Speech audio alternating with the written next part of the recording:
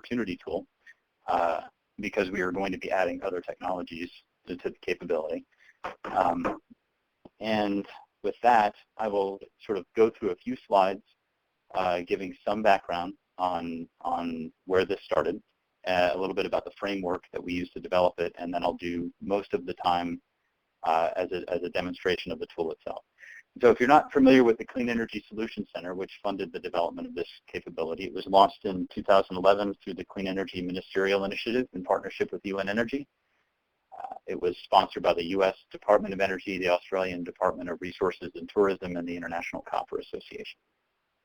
In a nutshell, the Clean Energy Solutions Center hopes to be a resource for expert policy advice and to provide trainings and data sources and tools to support policy analysis and the development of appropriate clean energy policy. They have a lot of information and a lot of resources, including access to this tool on their website, which they've recently updated. It's at cleanenergysolutions.org, and I'd like to invite you to go and have a look and see if there's anything there that might be able to augment the information that I'm presenting concerning this particular tool. The National Renewable Energy Lab, it's a Department of Energy lab, and we develop all kinds of different analysis. In my team specifically, we focus on geospatial analysis, and personally, I focus on the development of web-based applications that provide spatial analysis and spatial data sets to the public, to researchers, to stakeholders. The Global Renewable Energy Opportunity Tool is a web-based geospatial application that was built on a framework called the Open Carto framework that we developed here for the specific purpose of building this type of tool. This framework is worth bringing up and discussing briefly because it currently supports more than 15 different web-based GIS applications for all kinds of different technologies and domains. And so this is for 9 different DOE-specific clients, but we also do work for the International Renewable Energy Agency, the Environmental Protection Agency, and other agencies for geothermal, wind, transportation, solar, biopower, biomass.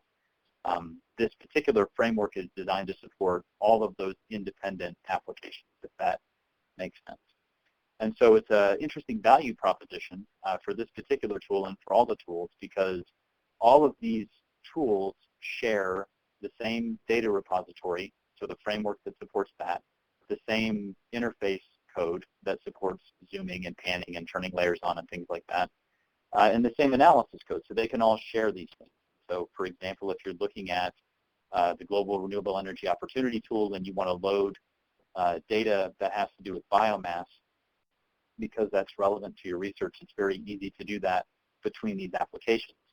And in developing something like the Global Renewable Energy Opportunity Tool, we can save a lot of money because we leverage these existing capabilities, and so the only money that has to be expended to build something like this goes towards the analysis and the integration of the analysis into the application itself, which I'll try to point out in the demonstration of the application, kind of where that line. It's also an interesting proposition because this capability is designed to be highly interoperable. What I mean by that is, if you're using this Global Renewable Energy Opportunity Tool, which is, again, based in this Open Carto framework that's displayed here, you can share data with other applications, and you can also load data in that exists in another institution. And so if you have a server that's got geospatial data on it and you want to see that in the context of the data that's available in our tool, it's relatively easy to load that data in. And the opposite is true. If you have an application or some method of presenting data that you would like to use our data in your application, we also provide that capability.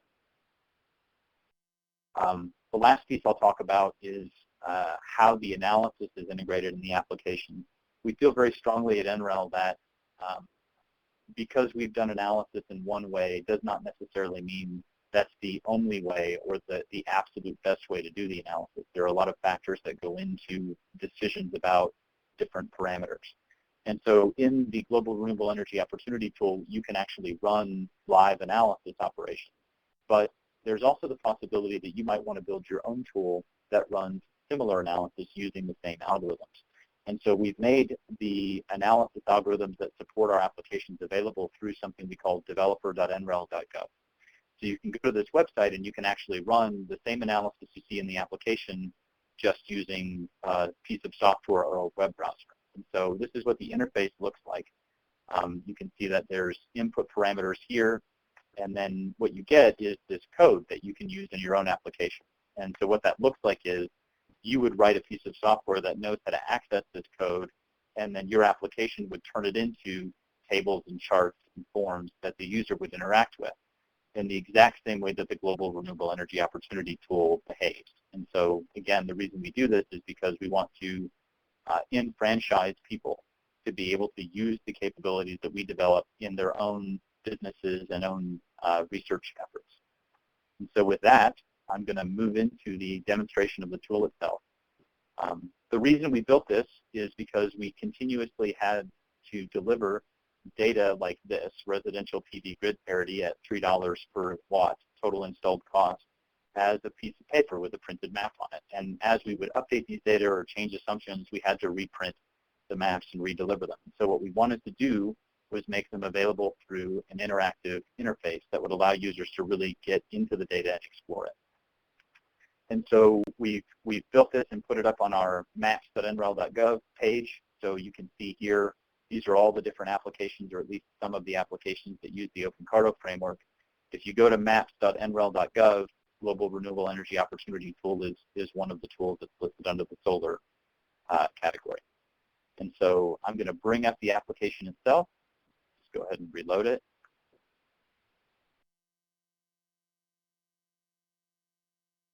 You'll notice that it's in beta still because we're finalizing the product at the moment. So you've already had a nicely put thorough overview of kind of the reason why this tool exists and what its intention is. Essentially, it's designed to enable answering specific questions about PV adoption globally. So questions like, what is the scale of the potential PV market for rooftop or utility scale PV in my country at different costs? $1 per installed watt, $5 per installed watt. You know, another question would be, what are the payback periods for PV purchases in my country and also in sub-regions of my country? What regions of a specific country hold the greatest promise for PV? You know, how do I think about investing? Those sort of questions. Before I dive into it, I will also say, and this was a point that was made earlier, but I'll say it again, the Clean Energy Solutions Center is very interested in feedback on the usability and usefulness of this capability. And so if in exploring the tool or in the presentation you have an opinion that you'd like to express, or you see something that you think might be an error or a problem, I strongly encourage you to contact myself through the application itself or the Clean Energy Solutions Center.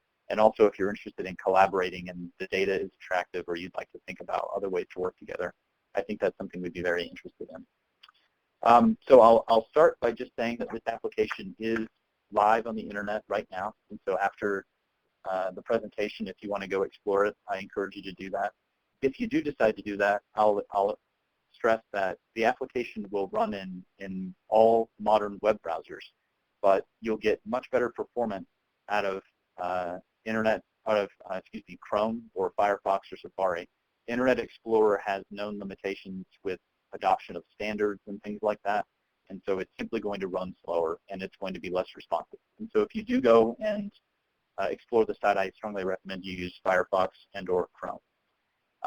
One of the things about this application is that the analysis that's in it is, in some cases, at the country level. And if you're in this industry, you're familiar with the fact that that can be challenging.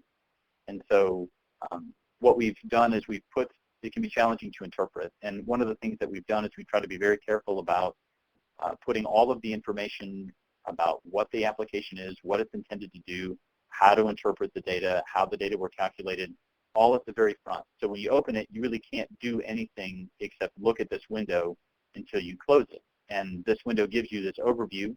It explains how to get started using the tool. It tells you about the data sources that were used in creating the data that goes here, and all of these are links so that you can actually go and access, for example, the EIA energy prices and rooftop available information and things like that that we used in our analysis. We explain the calculations that are used for grid parity, payback period, rooftop market size. These links that say PDF are actually links to the publications that describe the methodologies that are used. We have some guidance that we provide in how to interpret these results, and we also discuss where we would like to go with the tool, and we provide just some additional resources about solar energy, about ways in which you can get your own data for doing this kind of analysis. So we've tried to be relatively thorough in framing the discussion when people use this tool so that there's less of an opportunity for misinterpretation, if that makes sense. So you would start, obviously, by closing this.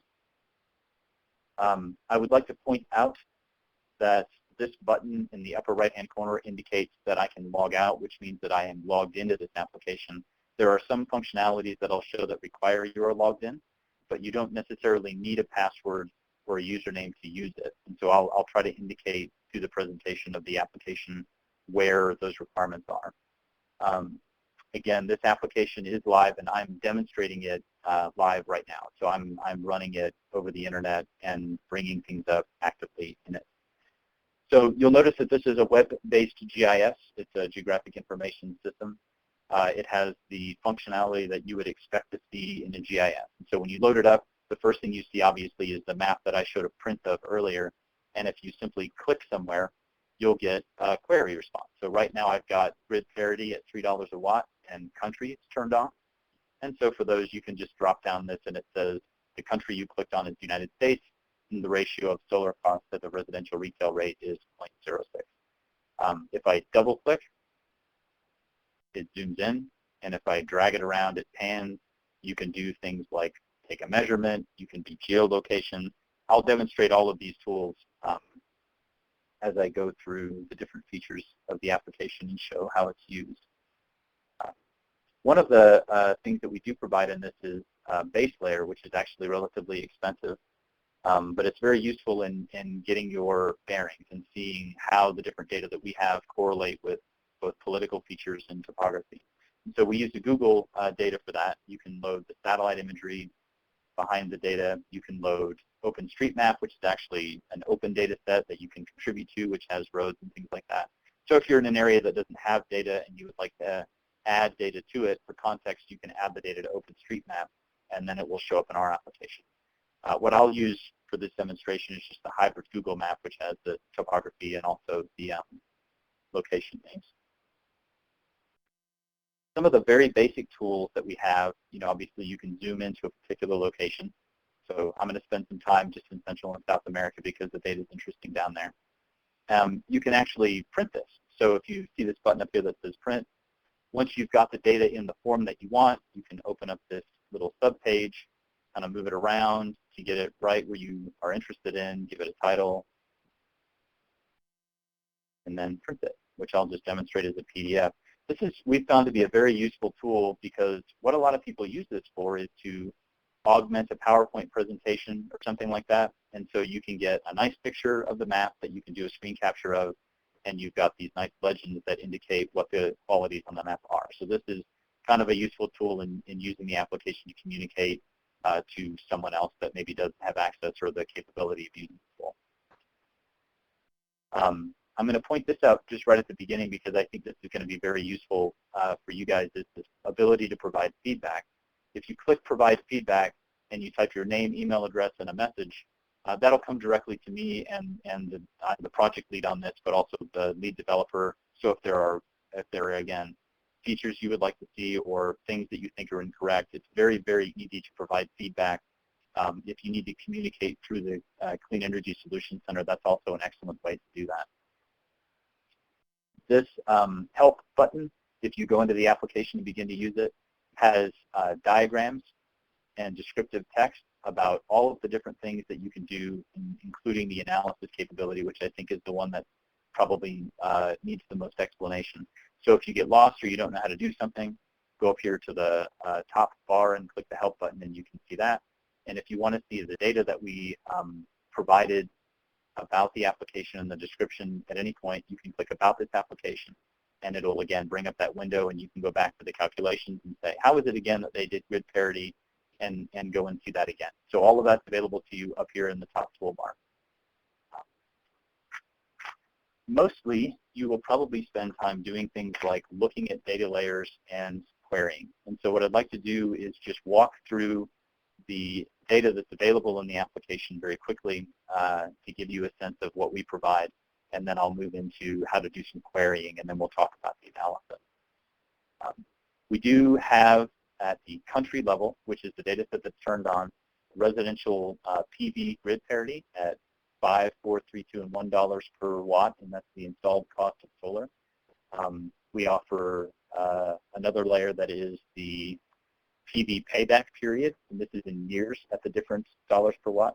You'll notice when I zoom out globally that we have this data for some countries and we don't have the data for other countries. Essentially what we did was we found the best data that was available per country for solar resource and the economic data like price of electricity and things like that, rooftop availability.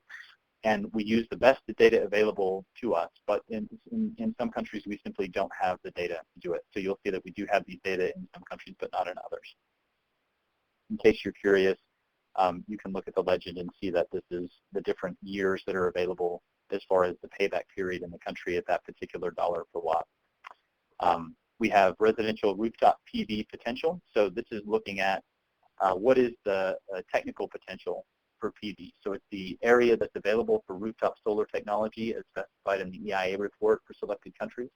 And we did a per capita rooftop technical potential derived from this data set, and in some cases extrapolated to countries where we didn't have data. So this residential rooftop PV potential is for countries where we did have data, and there's an example of analysis for countries that we don't necessarily have data for, but we felt we could extrapolate. And so that's under this experimental rooftop analysis folder, and you can browse around that. We offer rooftop PV market capacity and then percentage of capacity. And so you can see that this is the rooftop PV market in gigawatts at $3 per watt is what's displayed. You can also display the percent of the maximum market penetration at $3 per watt. And then we have, I'm just going to close a few of these folders to make it a little bit more, a little bit easier to see. We have utility scale PV potential per country, and these are summarized potential at 6, 5, and 4 kilowatt hours per meter squared per day. And then we also have PV technical potential that was used in creating those calculations. And so the technical potential is basically the achievable capacity given physical siting limitations. And so when you see this sort of speckled look to the map, that indicates that there are certain areas that we were not able to, based on the exclusion areas that we applied, you couldn't build PV there based on those exclusions. So those were what was used to generate these summarized potentials. And those exclusions are things you might expect, like the slope has to be less than 5%. Urban areas are excluded. Water features, wetlands, protected areas, things like that are excluded because you couldn't build there. The last data layer that I want to bring up is, I think, important.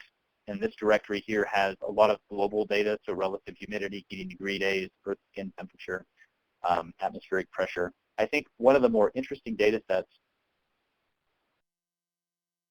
that's provided as sort of background data and also as an example of the data that's used in the analysis is this global solar resource, which is tilt at latitude resource. And the thing that I want to point out is that you can see, like here in the middle of the ocean, the Atlantic Ocean, this data is at a relatively low resolution. But when you move over into Brazil, you can see that the grid cells are much, much finer.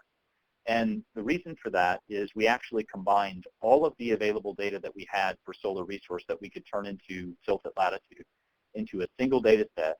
And that's the data set that we used in this analysis. So for any country or any region where you're actually looking at analytical results, you can actually turn this layer on and see the solar resource data that was used in deriving those calculations.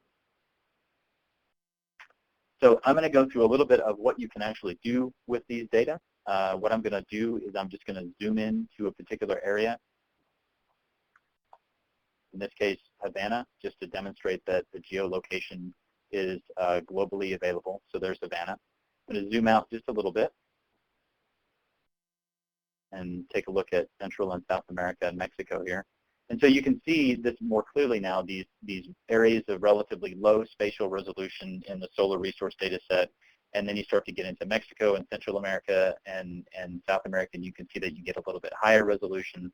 And then when you go down into Brazil, portions of Brazil have very high resolution. And so these are the available resources that we have. There are other data sets that could have been used that are proprietary, and we sort of limited the research to the data that we could access that's available to go and do reanalysis on. And so what I'd like to do is just turn this off and look at the regional level data. So in the same way that we have calculated these values at the country level, we've also calculated grid parity and residential PV payback at the region level. And so I've got world regions here, which I can turn on. And then I'll turn on grid parity, for example, at $6 per watt. You can see that we've got these calculations at different regions within each country. And so for each of these layers, and I demonstrated this a little bit earlier, you can see the legend. You can also see the metadata. So the legend obviously tells you what the colors mean, and the metadata gives you the ability to see what we actually mean when we say grid parity. And just as in the overview window, you can go and click on any of these links, and they will actually take you to the publications that we used in the analysis to produce these data sets. And so you can go track all that back through on the metadata. For each of these things, grid parity and PV payback, we have data at $6 per watt. And so when you look at $6 per watt, you look at the legend, you can see that the lighter areas are above 25% of parity. The light blue is between 0 and 25% of parity, and the dark blue is either at or below grid parity. And so you can see at $6 per watt, there's not a lot of places that are at parity, but when you start to turn these layers on, dropping the price, you can see that more and more countries are turning darker blue, light blue, and dark blue, until you get down to $2 and $1 per watt, and then basically everybody's at parity. And so that was the point of the analysis, is to demonstrate where that line is based on other factors for each region and each country. So I'm going to leave on grid parity at $5 per watt simply because that's a convenient data set to demonstrate some of the capabilities of the tool. I'm just going to turn this global resource, solar resource back on, and I'll move this down a little bit so you can see all the layers. One of the things that you'll notice with this layer is that the legend actually has quite a few values in it, and some of these are relatively close together color-wise. So it's not exactly clear which areas are between 5 and 5.5 kilowatts per meter square per day. So one of the things you can do is you can actually go into this legend tool and select the color. So I'm going to change this color to pink, and I'm going to change this color to dark green, and then apply it. And so it's very easy to see on the map now which of these areas fall into each category. And the reason we did this is because we want to allow users to obviously explore this data in greater detail, but also because this allows people to make points with the data. If you want to communicate to somebody, when you look at Nicaragua, this is the various areas of resource that it has. It's a little bit easier than looking at 3 shades of yellow. So you can change those colors to whatever you want, and then use that in creating a picture of the data or a print of the data to communicate to somebody else. It's very easy to reset this. There's a button at the bottom where you just click reset, and it sets it back to the colors that it was at before. The other thing we can do with this is we can change transparency. And so you'll notice that the global solar resource data set is above the grid parity data set and completely hides that data set from the user. You can simply drag the transparency down on this, and then you can see the grid parity, and you can drag it back up. This is very useful because there's a lot of overview data sets, and there's lots of different data sets at different dollars per watt. So it makes it a bit easier for you to arrange the map so you can see what it is you're looking for. I might turn the solar resource data set back on later, but what I want to do is I want to focus on the regional level data. And so in order to facilitate that, I'm going to drag this folder of the climate resources folder. And what you'll notice is that the regional level data is now on top of the solar resource data. And again, this makes it very convenient for you to arrange the layers in a way that let you see the information that you want to see.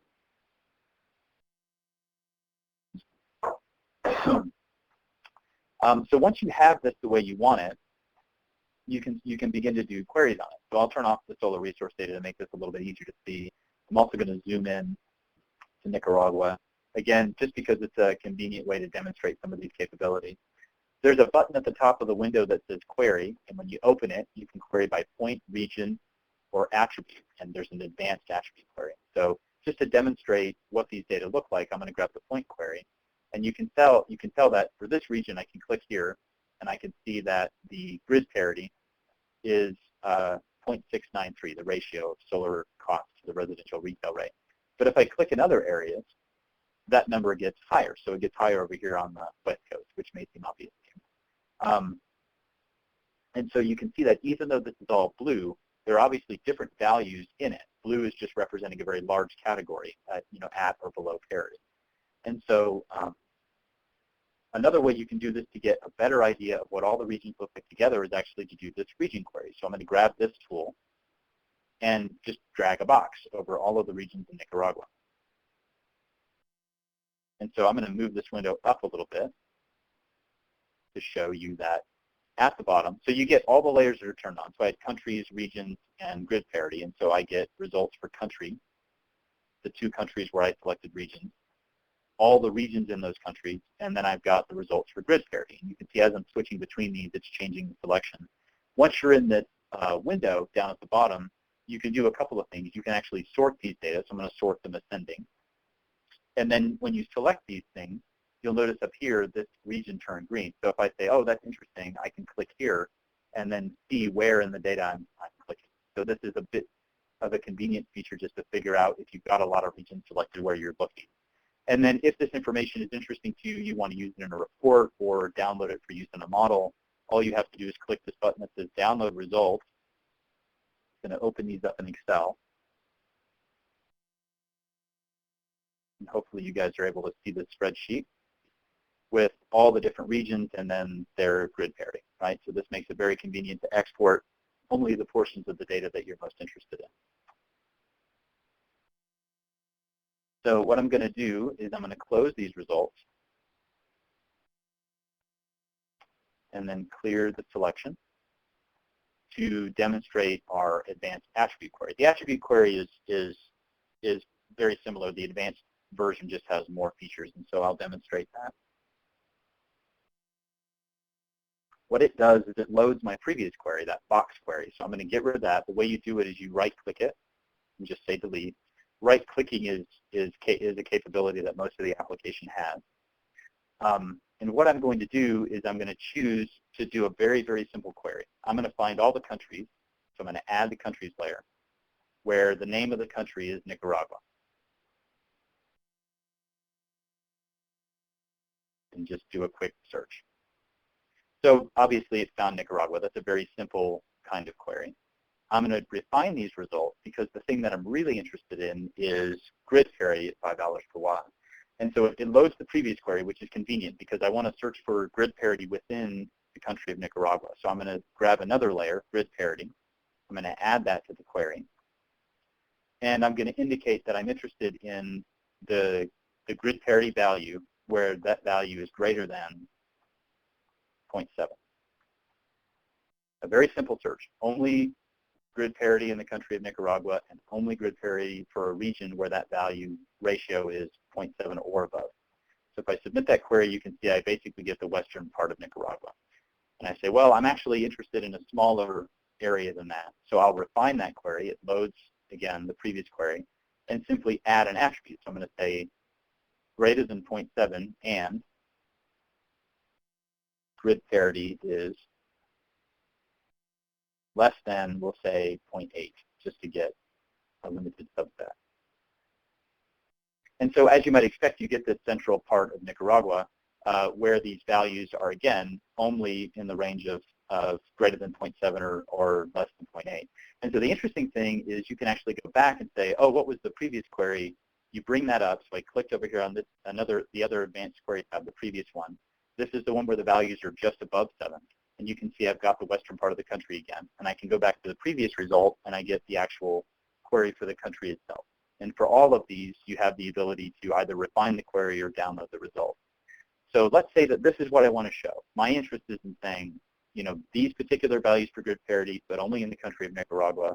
What I want to do is I want to email my colleague, and I want to say, the thing that you should be interested in is, a particular region that has these values, and I'm going to just mark it up this way. So what I've done is I've changed the legend for grid parity, and I'm going to zoom out a little bit. And you can see that it looks very different, but it shows what I want to show. And so what I'm going to do is I'm actually going to save this view. So before that, what I'll do is I'll just clear these other queries, because the real focus is on these results. So I'll say I want to save the current view, and I'll call it a test view. And so the view is saved. And so if I want to go back and see that, I can just go into these managed views and load the view. So I'll just demonstrate that real quick by clearing the query, getting rid of these results. At the top of this, you can actually reset any of the styles, and so it's very easy to turn all the layers off or just change the styles back to what they were before. So I'll reset the styles and just go somewhere else. So let's say I'll go to London and zoom out and kind of see what's happening over here. But what I realized is that I actually needed to go back to the analysis I was doing before. And so you can go back to user views, where it says manage, select, save views. I can click a test view and load it. It's going to take me back to the place I was. It's going to take me back to the zoom level that I was at. And it's going to change the legend to how I had changed it before. So this is a very convenient way to save your own work if you're doing particular analysis. But what you'll notice is there's also a link button in here. And so if you select this link and click on it, or just copy the link, you can actually email this to a colleague, and when they open the application, it will zoom to the specific place that you were looking at with the specific query results you were looking at.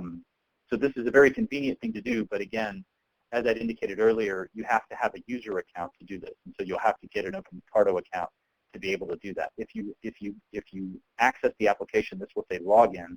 If you click that, there'll be a place where you can request an account. So what I'm going to do is I'm just going to reset the styles and kind of clear the query and show just a couple more things that have to do with the analysis capability of the application. I'll zoom a little bit more so we can see these regions, and then turn on the global solar resource, again, just so that you can see the data that was used in these analyses. If I turn off grid parity, you can see that even at the region level, you have higher resolution than the region level in this area. And so even the calculations that we have at the region level are not really at a high enough resolution that they could be. They could be done at a higher resolution. So what we've done is we've put this analysis capability in, and there's two parts to it, point and regional analysis. So if you click point analysis, what you can do, there's some instructions basically on how to use the tool, is you can click anywhere in a region and actually rerun the same things, grid parity, PV payback, LCOE, all of these things, for that particular point in space. And so if I click here, it's going to bring up a form with, here's the best available data that we have for that location. So you'll see in the location I click, I've got a specific value for the solar resource, a specific value for the electricity rate, and all these numbers are calculated based on those values. And so if I click in a different part of the country, over here, for example, you see that I've got a higher value for the solar radiance. And so this is a tool that allows you to access the best data that we have. When you've accessed it, you can decide that the electricity rate isn't right. So I'll say that rate's way too low. What I want to do is I want to bump that up a bit. And so you just rerun the analysis, and using the same algorithms that we used before, you can rerun basically the same analysis but with very, very local data. So what we've essentially done is provided what I would call unlimited resolution to this, because a lot of local research institutions or governments have their own data that they don't necessarily want to share, but you can use this capability to run the same analysis with your own data and then do comparisons that way. All these little question marks over here are just indicating what each value is, and so if you don't know what we mean by electricity rate, it's the price of retail electricity purchased from a utility. It explains what discount rate is, it explains what inverter replacement is. All of these values are customizable. You can restore the defaults if you don't like what you did, and you can download the results in Excel as I've demonstrated before. So this capability is designed to provide the user, again, with as much resolution as they have data for. Because we get people who say, well, that value for the region is right. And so our response is, please use the point tool so you can get the values that you're looking for. We've gone one step further with this in the regional version of this analysis. So if I click this button and I draw a box around, just right in Nicaragua, it's going to come up with all of the regions that were in the box that I drew. And this is a bit hard to see because it's kind of an eye chart, but you'll notice I've got the same values. So I've got all the values for the solar radiance. I've got the installed dollars per watt, production years. Over here I've got electricity rate. So these are the rates that we used in our analysis because we only had electricity rate at the country level. So all the regions are the same. But you can click in these boxes and change them. So I can change this electricity rate to be a bit higher, or this one to be a bit lower. I can go back over here and say, I've got a better value for the solar radiance, or I want to do this at $3 a watt instead of $4. And then you can run the analysis, and it calculates all the values that we calculated at a point level and all the values that we have in the legend. But it calculates them separately for each region. So you can see percent of grid parity is different for each of these countries. And you, again, can do things like sort. I can remove all of the columns I don't want to see, so I can just take these guys out, and you can see that it sort of drops those off the table. And again, it's designed to allow me to demonstrate the point that I want to make with this data. And then once I have the data looking the way I want, I can click the download button, I can open it up in Excel, and then I can include this in my own analysis. The last piece that I'll show is this idea of the graphical output. And so for all of the regions that I was working with, I've got the main values that we calculate: grid parity, payback, total kilowatts produced, and total cost per kilowatt. And it's very easy for me to just turn some of these off and focus only on the one I'm interested in. So I can look at each region and see what each of those values was, and then compare that, for example, to grid parity, right? So you can see there's an obvious relationship between the cost per kilowatt and grid parity, and you can see where these things change for each region. So with that, I am going to end my active demonstration of the application and make sure that there aren't any specific questions that I need to answer in this session. And again, as was indicated earlier, we can also address questions through email afterwards. So thank you very, very much for your attention, and I'd be happy to transition at this point. Okay, good. Thank you. Thank you very much, Dan, for this very interesting presentation about the tool. I was not aware about such powerful features available. So I think this is definitely something to be explored and used. Excellent. So let's maybe now go for some questions. So the audience now is invited to submit their questions. In the meanwhile, I think we have already received something. So let me just go through these few questions. So the first question or comment is, so the RE tool is only for solar PV. Are we expecting other renewable energy technologies soon, like wind? Yeah, that's a very good question. The plan for the tool is to do similar kinds of analysis for starting with wind and moving into other technologies. This is sponsored by the Clean Energy Solutions Center, which is dependent on funding from multiple governments, and so we're sort of trying to figure out what the funding opportunities are to do the analysis, what the data availability is to do the analysis. So we're exploring that now, but that is the intention, is that we would grow this into a tool that would provide the same kinds of analysis for different technologies. In coordination with the International Renewable Energy Agency's Global Solar and Wind Atlas is probably where we will start doing some collaborative analysis and data acquisition. Okay, great, Dan, thank you. We have another question, which is, for the payback period, the data by country is considering the import tax in the country? For instance, in Brazil, import tax is a matter for developers. What's the situation in the tool? Thank you. Yeah, that's an excellent question, and I'll maybe, hopefully won't disappoint you too much by saying that there were several sort of complex analyses that went into developing the data that went into this tool, and those are available through the metadata for each of the data layers. And so if you have really specific questions about, for example, was this particular policy included, or this particular circumstance taken into consideration, I would go into the metadata, and then if that doesn't answer your question, I would email me and I'll get you in touch with the analyst responsible for the analysis. I can't answer this question specifically. I would say probably not, but that's something that I would leave to the publications to answer.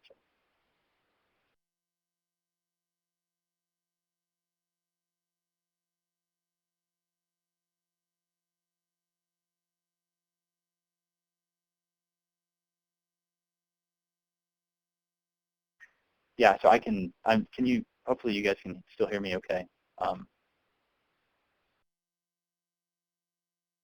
Can someone indicate if I'm still on?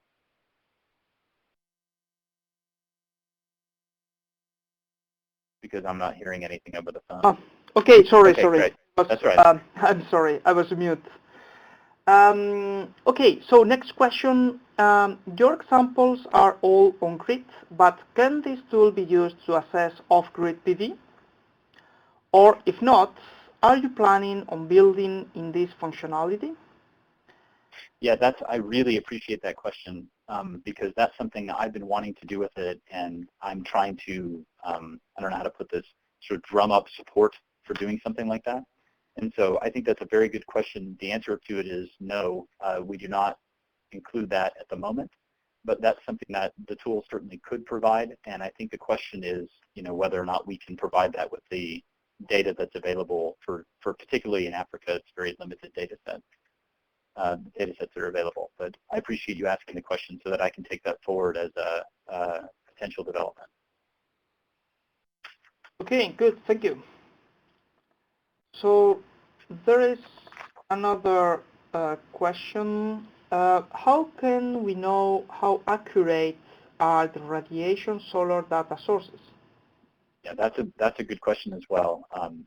The answer to that question from the perspective of the tool is that when you turn on the resource data set that I had earlier, the global one, the sort of patchwork data set, you can see the spatial resolution of the data, and that also indicates the sources of the data in its metadata. But in the, I forget what it's called, but the directory that has all of the resource data sets, I think that all of those are available there to turn on separately and see their metadata. So the answer is you have to look to see in what region you were doing analysis in, or what point, and then turn on the data set that matches that resolution. But it's not something that's actually presented in the results. It's a good suggestion to add that to the results and say, this particular result was generated with these 3 different data sets or something like that. One of the problems is that there's a lot of different sources that go into this, and so it's a bit challenging to say for a particular point which data set was there, but we probably could do a better job in laying out the layers that were used in such a way that it makes it easy for you to see that. Okay, good. I also would have a question whether there is any already any relevant application of this tool in any administration, or whether this tool, whether you have had some feedback on whether this tool has been used to define any support program in any country, or what kind of uses are you aware, or what kind of uses would be suitable? That's a good question as well. What we've done, so this tool basically is very, very recently been completed. And so what we've done is we've instigated requests for feedback from a variety of people, and are going through those now to determine what the plan for the tool in the future is going to be. So the answer to the question is that I don't think this tool has been around long enough to where we can start to like publish, utilizations of it and decisions that have been made with it. I think that it's really just coming into its own and in fact still in beta. I would also say that this tool is really designed to be sort of a first or second level cut analysis. And so you can go through and do some basic, yes, there's data here, no, there's not data here, yes, there's a potential here, no, there's not a potential here. But to actually start to do things like change policy and do investment decisions, you need to dive a bit deeper than this tool is going to provide. And so this will guide you in doing regional comparisons or country level comparisons, but that would need to be extended into, I'm actually going to contact somebody at Clean Energy Solution Center or at another international institution that can help me find out if there's any proprietary data that's at a higher resolution, which I can use in my analysis or something like that. Okay, good. There is another question, again on potential developments of the tool. Any idea if the tool will be combined with hybrid applications, PV, solar, diesel, or Homer applications? No, there's no plans for that at the moment, although I do see the suggestion of integration with Homer as a very good one, also potentially with something like Red Screen or the systems advisor model once we have some higher resolution global climate data available. But I don't know that there's any plans for hybrid applications, and so I'll bring that to the attention of the funding sources and see if that's something that they'd be interested in. Okay, good. Good. So I believe there are no more questions on the list. So thank you very much, Dan, for this very interesting presentation on the tool.